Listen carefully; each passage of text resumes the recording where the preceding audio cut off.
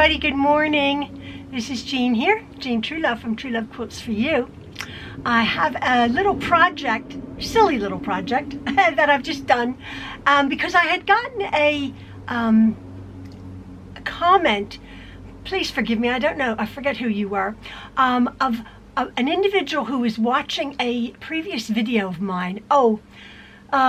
It was about my mock cathedral windows pillow, and I must have made that 4 or 5 years ago. I made a pillow, I made a pillow cover, I made a big huge quilt. Actually, my quilt was in a quilt show many years ago, and this person had watched my video on my cushion, my pillow cover making of the cathedral windows technique, and had said she sort of had adopted her idea of this cathedral windows to a pot holder. What do I always say when you're out of ideas? Make a pot holder, right? Make a coaster. But at this time of year, I made some pot holders, as you know. I've been making pot holders left, right, and center.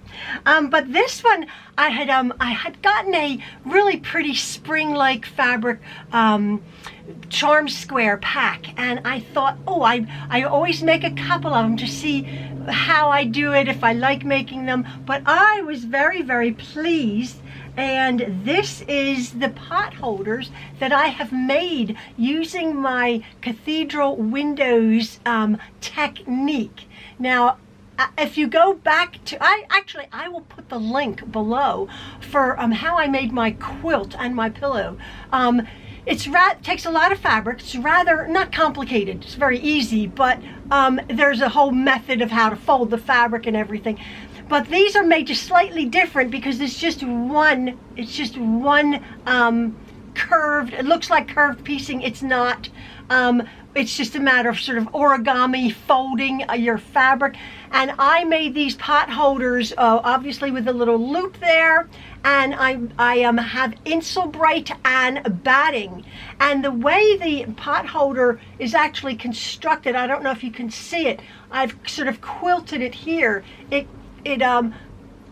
folds really lovely, whether you're doing it that way or whether you're doing it that way, or whether you've grabbed it and you're doing it that way. The way I've done it so that the batting and the Insulbright will protect your hand. Although, as I say, these are just pretty. Oh, I want to tell you, if you can see here, I'm actually using my Baby Lock sewing machine, my new machine to free motion quilt my bandana quilt. That's to come. I think, did I put that up? Maybe I haven't put that up.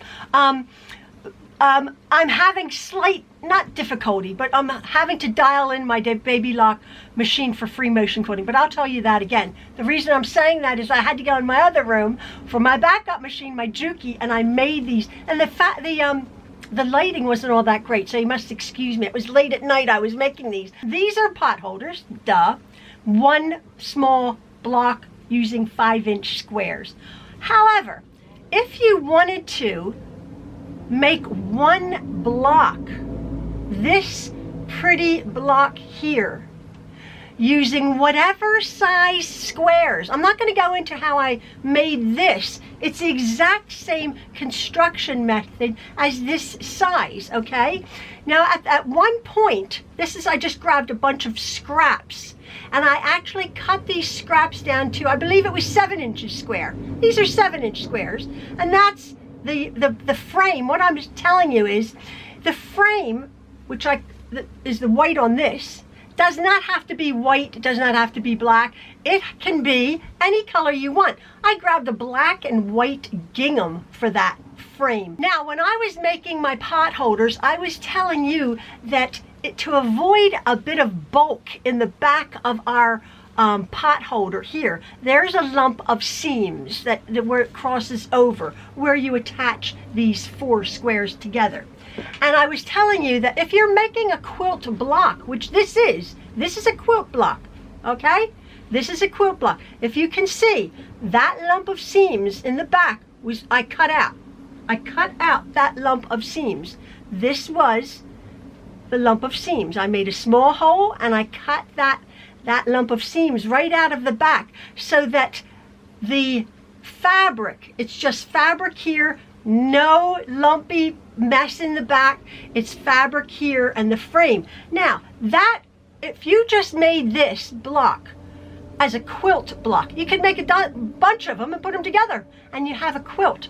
So I'm just saying, this technique that I'm showing you, you can do with any size blocks. You could take 10-inch squares and then say 4 10-inch squares and then 4 10-inch frame fabric, which you then fold in half and blah, blah, blah. You fold in half and then but you would have, again, once the block is done, you would have this lump of fabric in the back, okay?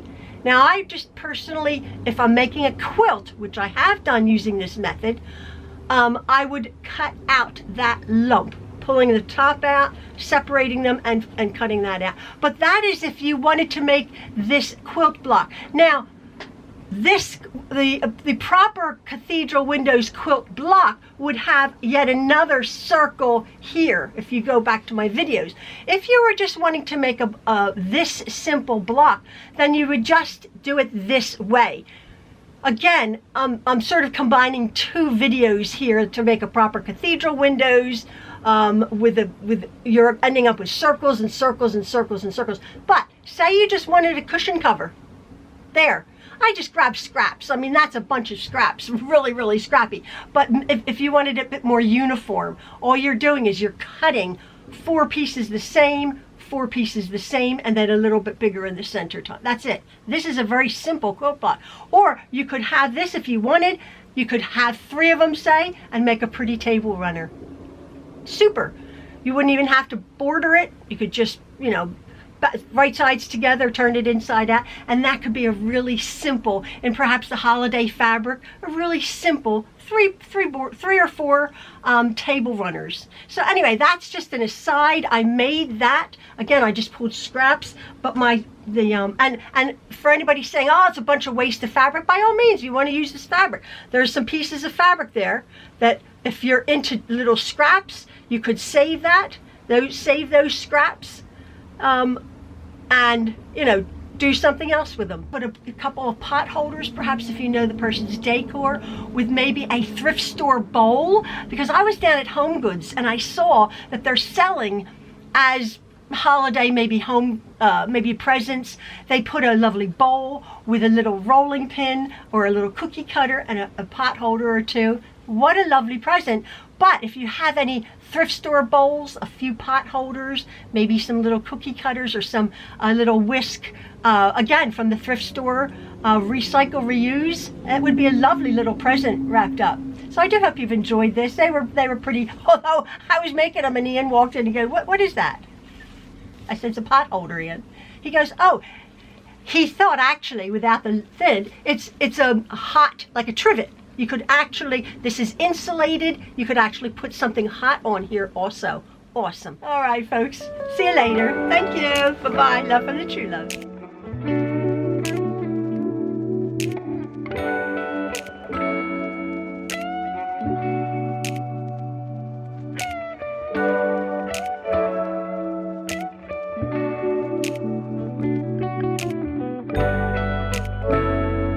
I'm actually using a charm square pack from, this is from Wyndham Fabrics, and they're just really pretty springy tones here, although I'm making it in the wintertime, and it's called Spring Dreams. This is a pack of 5-inch by 5-inch squares, and they're all so pretty. So these are what I'm making here. I'm also using for my frame fabric this white. So what I've done to make one little pot holder here, I have cut 4 squares. I have taken, if you're going to be cutting them from yardage, you want 4 5-inch squares. And that is my printed fabric. That is my little charm squares that I've pulled from my packet here. 4 of them. For my white frame fabric, where it's curved, I've cut 4 5-inch squares. Now, it's very important. I just want you to see this. I hope you can see how thin that fabric is. This is cheap jack fabric, unbelievably thin.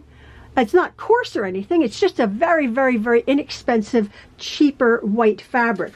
I'm absolutely perfectly fine. In fact, I prefer using that for my frames, as you can see, because we're doubling it. We're almost quadrupling it. So the fact that it's thin is better for this project.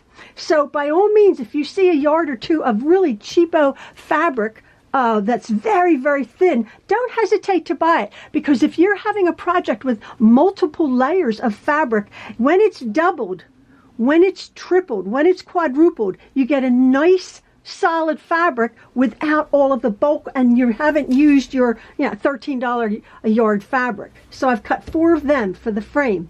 I have cut 1 piece for my inside picture here, and that's 5 3/4 approximately. We might have to finagle that, but for now, 5 3/4 inches. Oh, just cut a little scrap. This is for the little loop at the top. What is that? It's about 4 inches by 1.5 inches or something like that, 2 inches.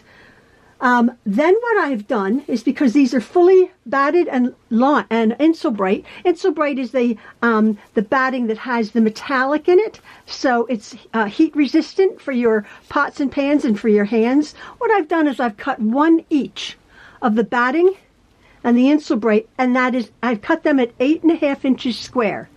Okay, now what you can do is, we're going to be using this fabric here on the back. I just grabbed a 10-inch square from my stash here. So start out with a 10-inch square, and then we can cut it down when we go to put it together. You'll see what I'm doing there. So that is what we're going to be needing for this size pot holder, which ends up measuring. Let me just see this. This ends up 8 inches square, this little pot holder. Now, by all means, you can make these squares as large as you want. This is one of, as I was saying in the beginning, this is one of my first videos,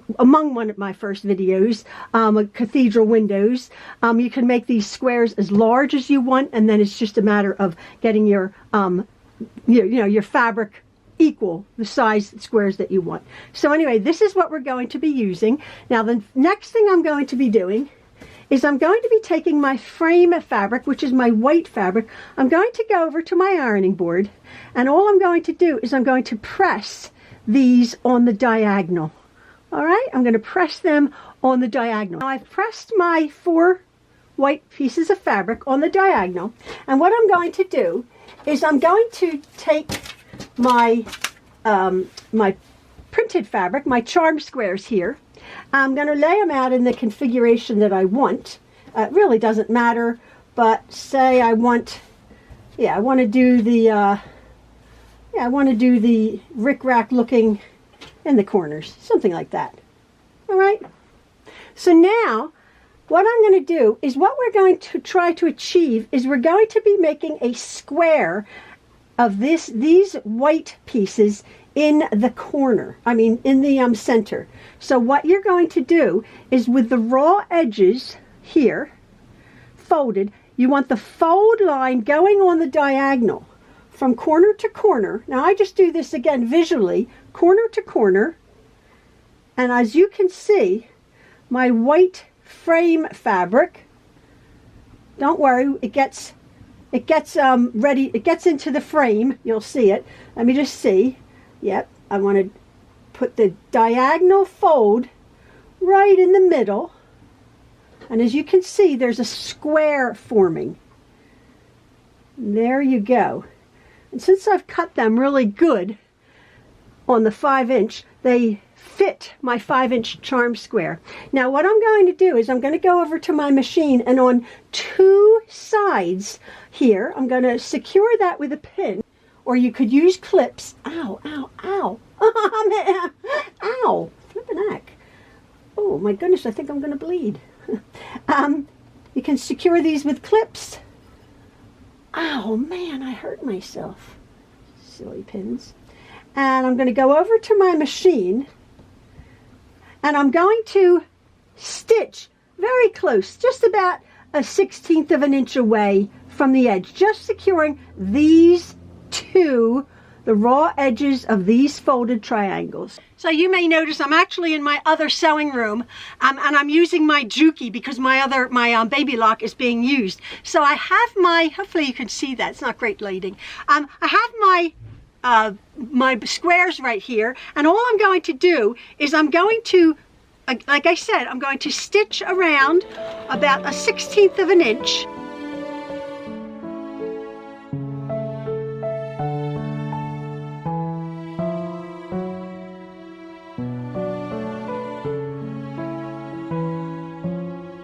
Now I'm going to put them over here on the configuration that I previously sort of thought I liked. And again, I'm doing it in so my white units here make a square, as you can see, like that. Hopefully you can see that. My lighting isn't all that great. Sorry about that. Anyway, you can trust me. So I've made these into my square here. And what I'm going to do is with my two pieces, I'm going to take this side, I'm going to put it the pretty side to the pretty side. We've secured that white. We've secured the white triangle. And I'm going to stitch it about 1/4 of an inch.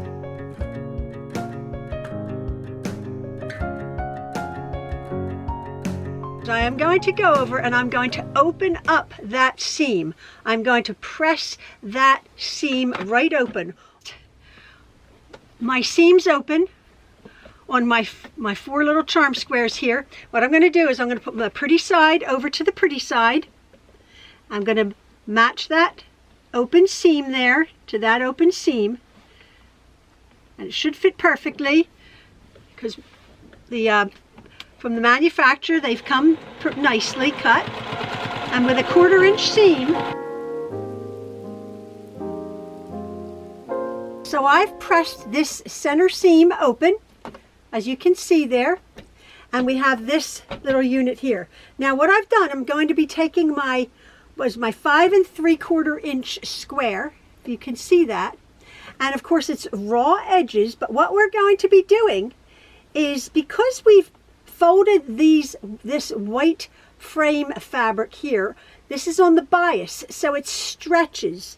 What we're going to do is we're going to line up our square, and it's about 1/4 inch away from each point there. All right, it's 1/4 inch away from here, away from there, away from there. So what I'm doing is I'm starting at the very top.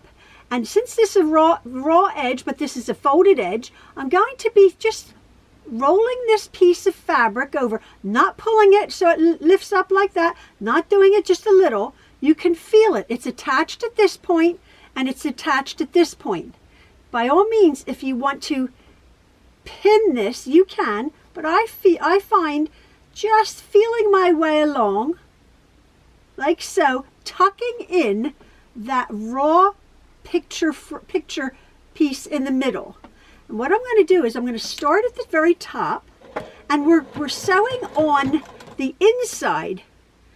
There are two schools of thought. You could sew on the outside as well, but I quite like the dimensional look by just rolling and sewing on the inside, pulling nothing. And you can see I'm going slow and I'm tucking all the while, so there's 0 raw edges. They're being tucked into this fold here.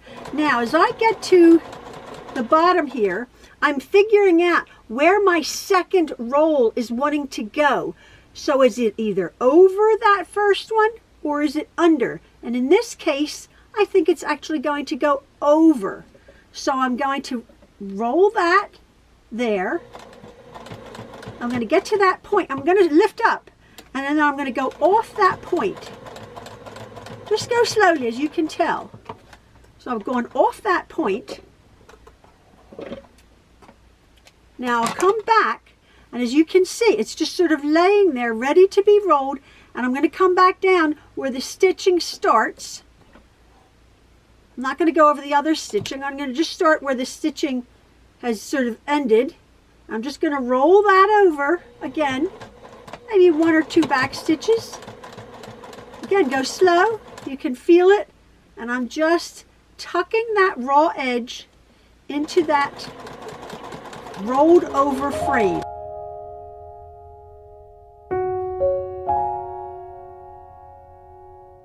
Now before I press that, what I'm going to do is, when I was making a quilt with these blocks, you just keep making them bigger, smaller, however, I don't want this bulk in the middle here.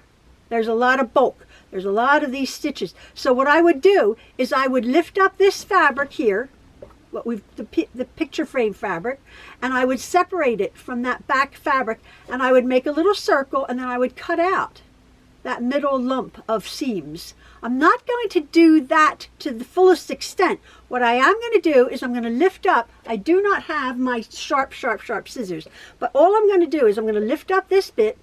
I want as much sort of bulk in my pot holder, as much fabric to protect my hands, even though I have the 2 layers of batting.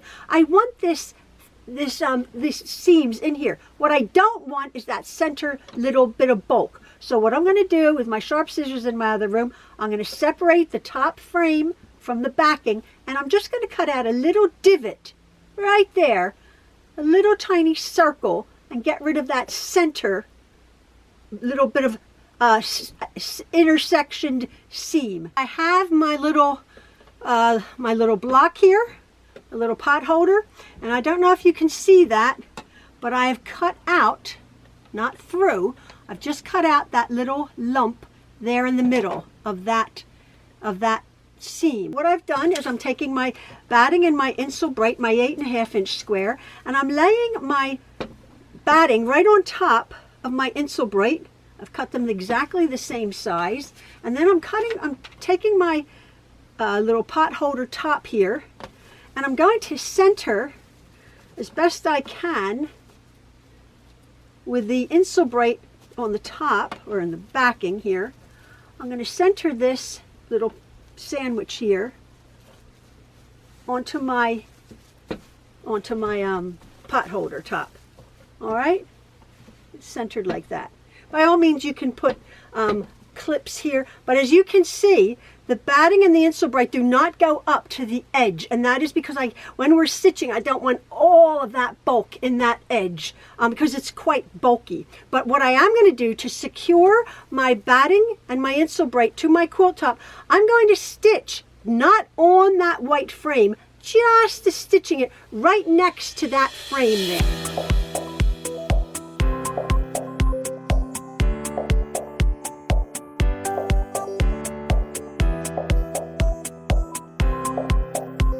So you can see that I've secured that Insulbrate and the batting to the top. Now this is where what we're going to do first. We're going to quickly just make a little hanging tab. What I do is I sort of fold that in half, make a line, fold it in half. You've seen people do this. You fold it into itself like that, and then you just stitch down one side like so. This is just a little hanging tab. Like that, needle down, and then I'm going to just go back down the other side to make it more uniform. I said that's about 4 inches or so, however big you want your little hanging tab to be. Like that, trim up those edges. Now, what I'm going to do is I'm going to attach my little tab here to one of the edges.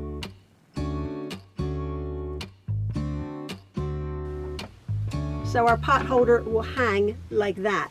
But now what I'm going to do with my tab out of the way, I'm going to take my, this is to 10-inch square. It's a little bit too big, but I'm just going to center pretty side to pretty side. I'm just going to center this. Again, if you want to cut it down to size, but I cut it down afterwards, it's easier.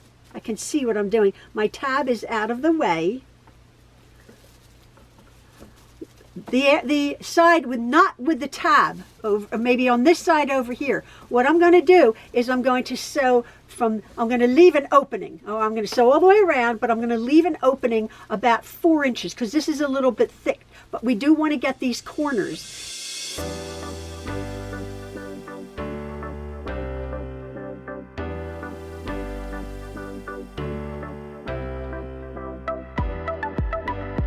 off my corners there, and I'm just going to trim up this backing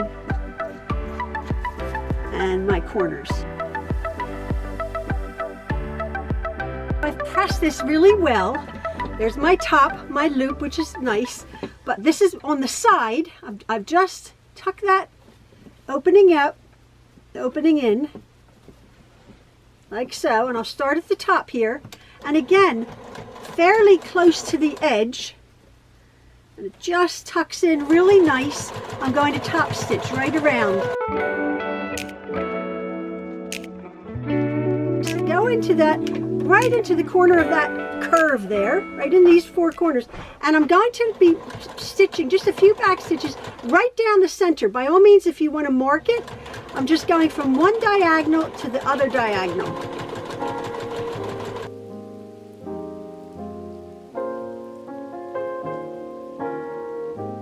It is done. Just cut that off, and there's my little pot holder.